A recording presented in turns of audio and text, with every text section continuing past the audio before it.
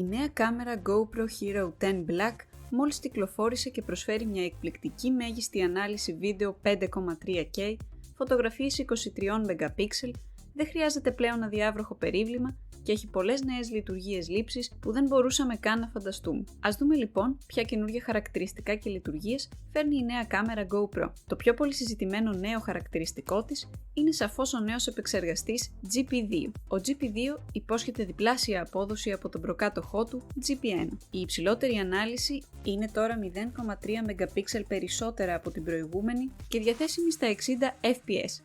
2 φορές περισσότερα καρέ από το αντίστοιχο Hero 9 Black. Ο GP2 τροφοδοτεί επίσης το ενημερωμένο HyperSmooth 4.0 και υπόσχεται μια πιο λίαδη επαφή χρήστη και ταχύτερη εκφόρτωση πολυμέσων. Η ποιότητα εικόνας είναι επίσης σαφώς ανώτερη από το Hero 9.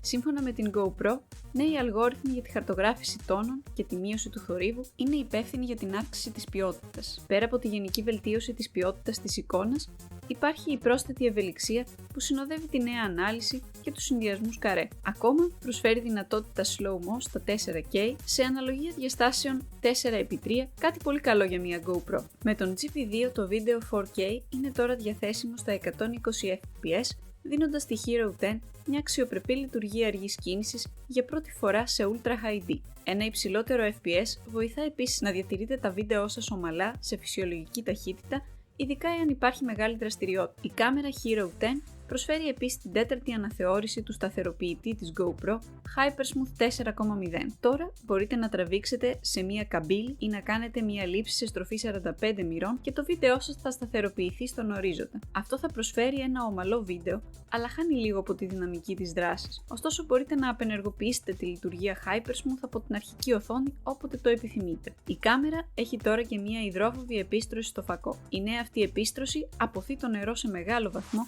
και κάνει τις λήψεις καλύτερες. Μια άλλη βελτίωση αφορά στη διαπαφή χρήστη και στην πλοήγηση του μενού. Η GoPro ισχυρίζεται ότι η οθόνη αφής ανταποκρίνεται πλέον πιο γρήγορα και οι περισσότερες εργασίες θα γίνονται πιο άμεσα. Επιπλέον, ο χρόνος που απαιτείται για την επεξεργασία μιας φωτογραφίας HDR μειώνεται στο μισό. Η διάρκεια ζωής της μπαταρίας, ωστόσο, δεν είναι τόσο καλή, αφού η υψηλότερη απόδοση της κάμερας μειώνει το χρόνο που μπορείτε να χρησιμοποιήσετε την κάμερα πριν αποφορτιστεί. Όπως ισχυρίζεται η GoPro, αυτό δεν αποτελεί σπουδαίο πρόβλημα, αφού συνήθως μια action κάμερα χρησιμοποιείται για τη λήψη σύντομων βίντεο. Η τιμή της νέας κάμερας GoPro Hero 10 είναι στα $499, ενώ αν επιθυμείτε να κάνετε συνδρομή, είναι στα $399.